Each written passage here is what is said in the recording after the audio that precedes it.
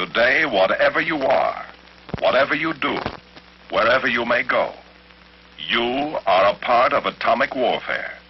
It involves you, personally, in laboratories and in the field, in little-known places and ways. Units of the defense establishment of the United States are learning to work with atomic weapons, learning to strike, learning defense against the effects of atomic weapons. Blast, heat, light, radiation. Military units work continuously with the laboratories of the Atomic Energy Commission and their new weapon ideas. The services devise handling equipment and techniques that are practical, and delivery methods that are deadly under any and all conditions of weather and warfare. 13 minutes from now, this airplane is going to drop an atomic bomb on your country. You will see it happen. You will know why. This is the record of military participation on an atomic test. Their objectives, their experiments, their results.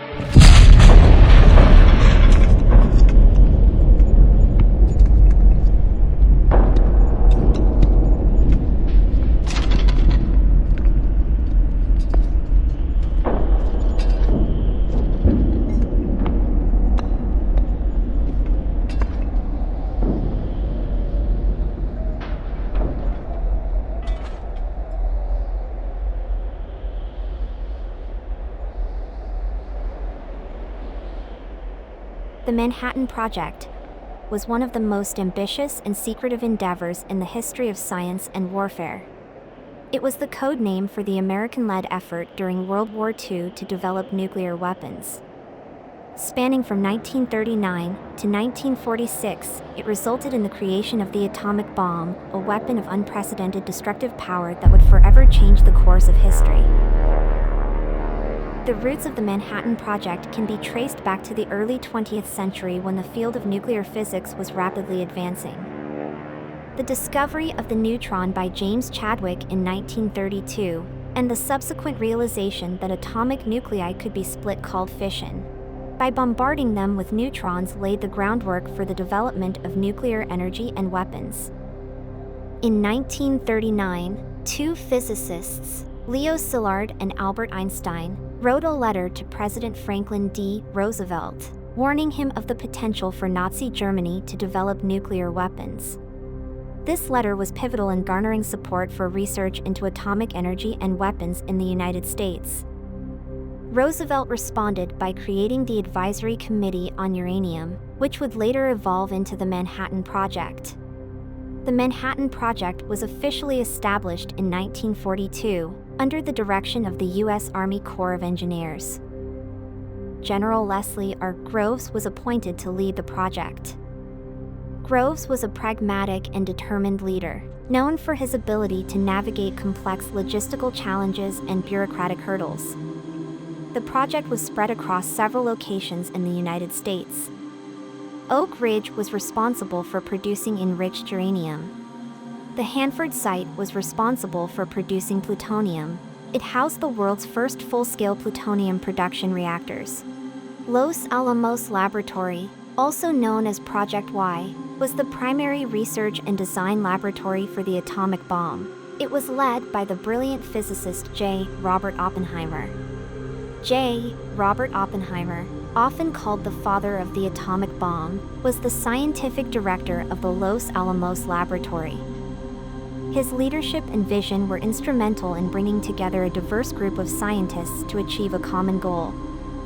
Despite his later struggles with the ethical implications of the bomb, Oppenheimer's contributions were invaluable. The bombings of Hiroshima and Nagasaki led to Japan's surrender on August 15, 1945, effectively ending World War II. However, the ethical implications of using such a devastating weapon continue to be debated to this day. The bombings ushered in the nuclear age, raising profound questions about the morality of nuclear warfare and the potential for global destruction. The Hanford Site's reactors played a crucial role in producing the necessary plutonium for the bomb. Join us as we explore the Hanford Nuclear B reactor.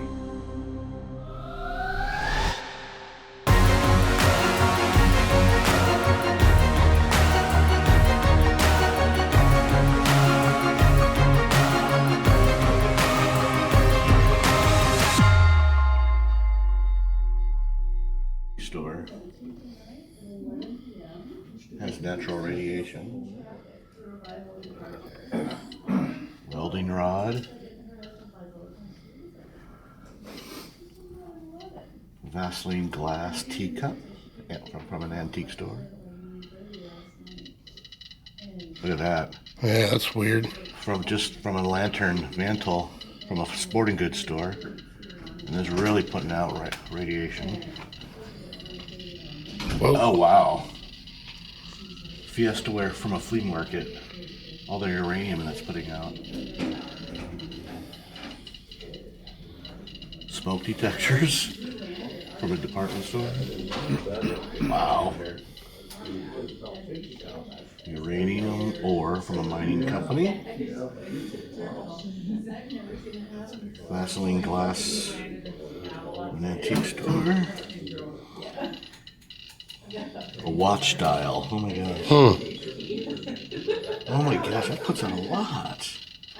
All the radium.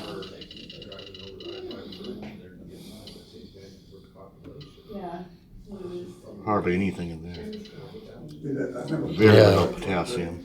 But I think the most was, what was it? Was it this one up here? Yeah. From a Fiestaware, so that's what, like plateware? Yeah, I think so. I'm not Dishes? sure. Yeah. I think, Fiestaware is like dishes and dishware. That was picked up at a flea market. Wow.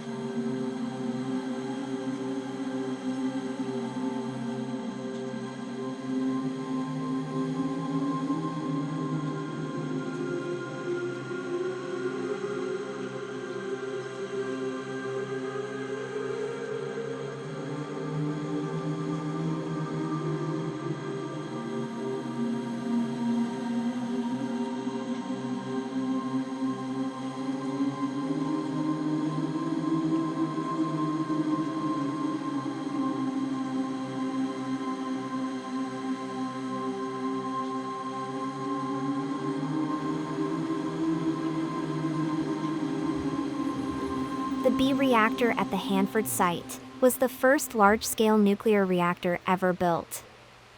The project was a key part of the Manhattan Project, the United States nuclear weapons development program during World War II. This model demonstrates how the reactor could shut down in an emergency with cadmium rods. This system consists of multiple, stainless steel-encased, hollow cadmium rods which drop, under gravity, into the reactor core in the event of a trip. The rods are an effective and distributed neutron absorber which quickly reduce the reactor power to a safe, subcritical, low level. Workers at the Hanford site constructed and operated the world's first nuclear production reactors that produced plutonium used in the Trinity test and the atomic bomb dropped on Nagasaki. The site was chosen, in 1942, for its isolation from heavily populated areas and for the availability, in large quantities, of cooling water from the Columbia River and electric power from the Grand Coulee Dam and Bonneville Dam hydroelectric installations. The water-cooled nuclear reactors at Hanford were larger than any existing reactors and were set far apart from each other, to reduce the likelihood that a single accident might shut down the whole operation. This is a top view of the compound, as we stand in the reactor building in the center, and one of the power plants to the north. The process at Hanford involved 3 steps. First, many tons of uranium would be formed into 8.7-inch rods, about 1.5 inches in diameter. Each was then clad in aluminum, like being canned. The result was commonly referred to as a fuel slug, tens of thousands of which would be needed for the next step of the process. Several short stairways lead down to a second lower-level maze of metal walkways. Below these walkways, a massive network of pipes and valves completely fills the bottom of a 20-foot, 6-meter, deep pit.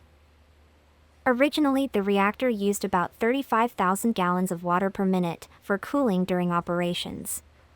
However, as the facility expanded and became more efficient, it needed almost 70,000 gallons of water per minute to keep the heat generated by the nuclear operations under control.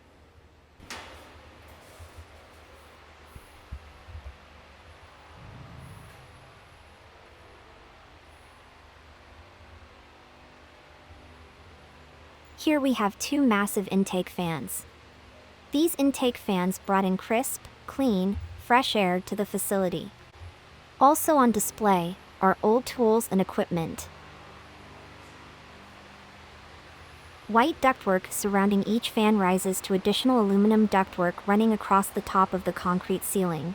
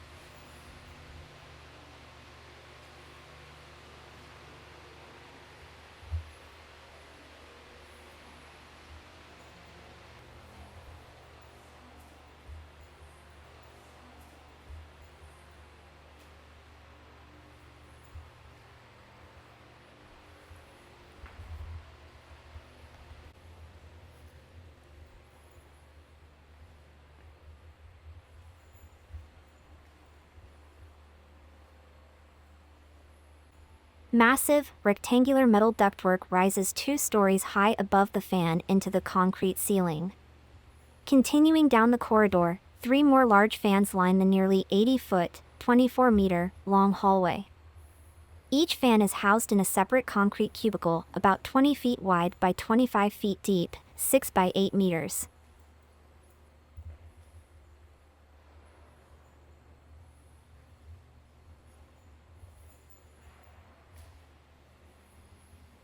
At the left, a large poster display on an easel presents information about the MOBIT, a remote-controlled device used to retrieve highly radioactive fuel elements from the rear face of the reactor.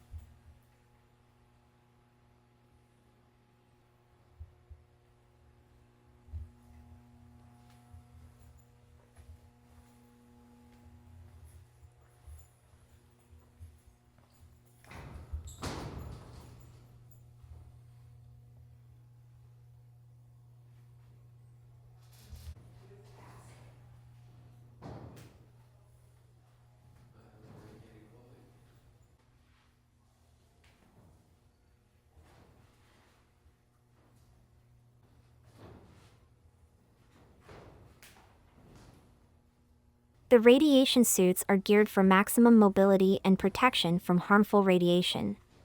They are vital in medical settings and for first responders facing the potential devastation caused by maintenance, dirty bombs, or nuclear incidents.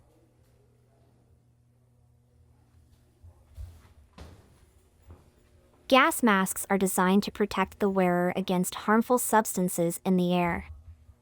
Gas masks were also used for dogs and horses during World War I.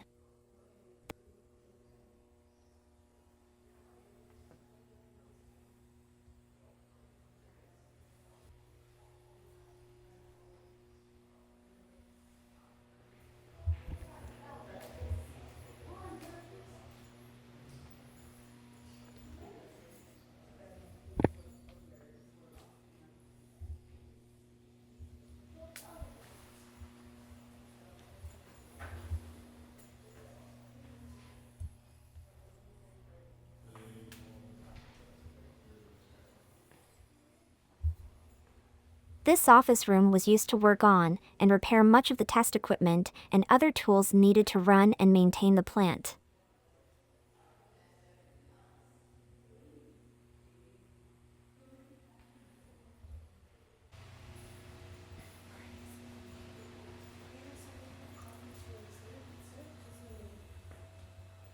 This room ran various subsystems of electrical circuits and power distribution systems, which the panels used to operate the subsystems and reactor. The wiring on these systems shows great craftsmanship and exceptional attention to detail.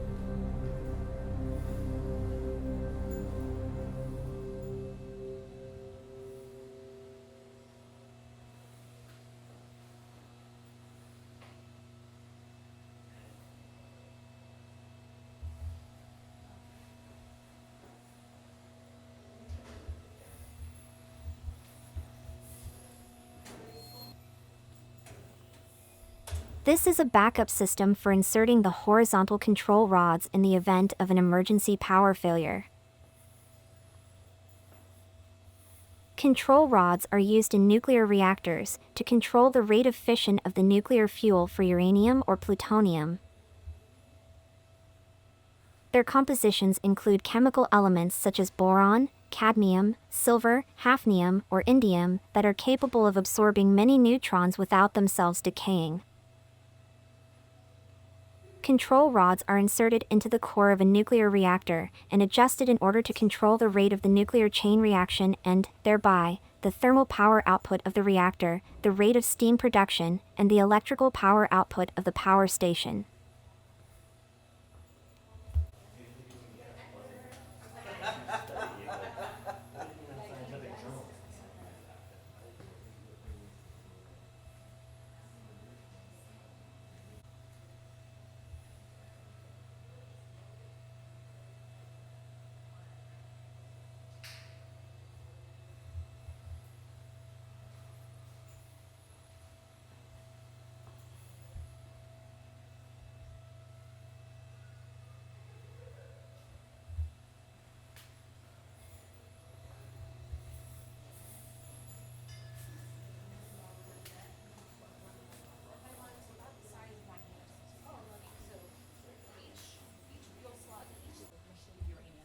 There were no moving parts inside the B reactor, and the only sound that could be heard during the reactor's operation was the flow of millions of gallons of Columbia River water rushing through the reactor to cool it.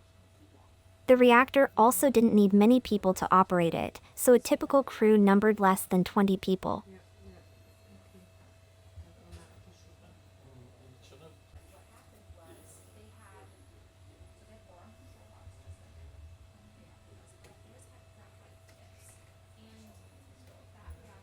This is the supervisor's office, an office used by Enrico Fermi located at the rear of the control room. Enrico Fermi was an Italian and later naturalized American physicist, renowned for being the creator of the world's first nuclear reactor, the Chicago Pile 1, and a member of the Manhattan Project. He has been called the architect of the nuclear age and the architect of the atomic bomb. He was one of very few physicists to excel in both theoretical physics and experimental physics. The wiring in this compound is incredible. Such craftsmanship.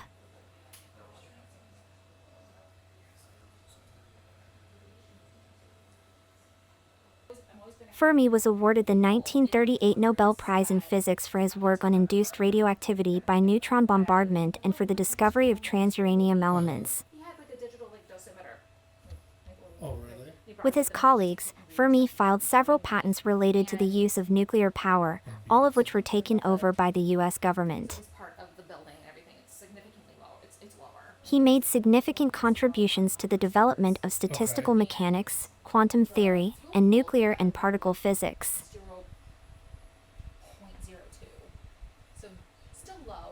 Here is the helm of the control room. The control room was the center of operations for the reactor. From here, operators constantly monitored more than 5,000 instruments to regulate the reactor's reactivity. From here, operators would monitor the reaction taking place inside the reactor core, making sure that it did not run away, overheat, or fizzle out. Sensors placed throughout the reactor fed information to the panels covering the walls, measuring temperature, radiation, pressure, and power level.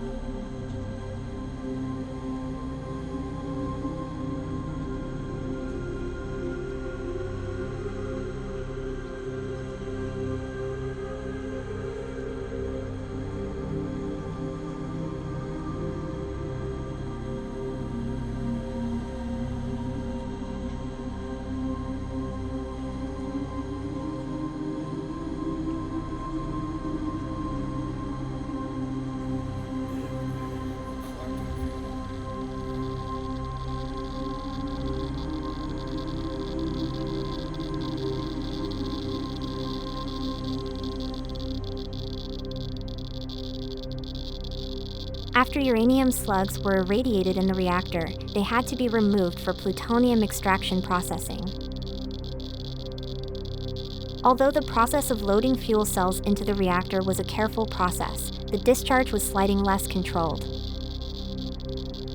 At the back end of the reactor, spent uranium fuel elements would be forced out of the process tubes and tipped into a 20-foot deep pool of water, where they would remain for weeks or months.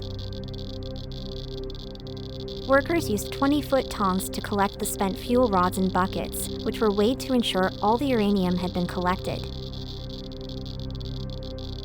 There is 56 million gallons of nuclear waste that is lying underground in steel tanks at the Hanford Nuclear Site. It remains the most radioactively contaminated site in the Western Hemisphere.